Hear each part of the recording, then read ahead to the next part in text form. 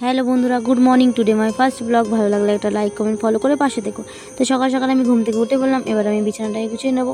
বিছানাটা চট করে গুছানোর পরে আমি কিছুক্ষণ বসেছিলাম। কিছুক্ষণ বসার পরে আমি ব্রাশ করে নেবো। তো ব্রাশ করে আমি কিছুটা জল খেয়ে নিলাম।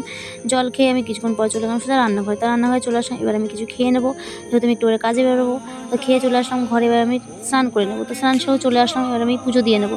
তো পুজো দেওয়ার জন্য চলে আসলাম আমি ঠাকুর ঘরে। ঠাকুর ঘরে এসে ঠাকুরের পুজোটা দিয়ে ঠাকুরের প্রণাম করে চলে আসলাম আমি ঘরে। ঘরে এসে আমি চট করে রেডি হয়ে নেবো। রেডি হওয়ার পরে আমি এখন বেরিয়ে যাব কাজে। সাইকেলটাকে বের করে নিলাম, যেহেতু আমি নৈহাটিতে কাজে যাই তাই সাইকেল নিয়ে যাই। তো বেরিয়ে পড়লাম পাশের বাড়ির দিদির ছেলেকে নিয়ে। ও স্কুলে যাবে, ওকে স্কুলের সামনে নামিয়ে দেবো। তো স্কুলের সামনে ওকে নামিয়ে দিয়ে চলে আসলাম আমি আমার কাজের জায়গায়। কাজের জায়গায় চলে এসে আমি সিঁড়ি থেকে উপরে উঠে গেলাম। উপরে চলে এসে আমি চলে আসলাম আমি আমার দোকানের সামনে। দোকানের সামনে এসে দোকানের শাটারটাও খুলে নিলাম। দোকানের শাটারটা খুলে নেওয়ার পরে দোকানের লাইটগুলো জ্বালিয়ে নিলাম।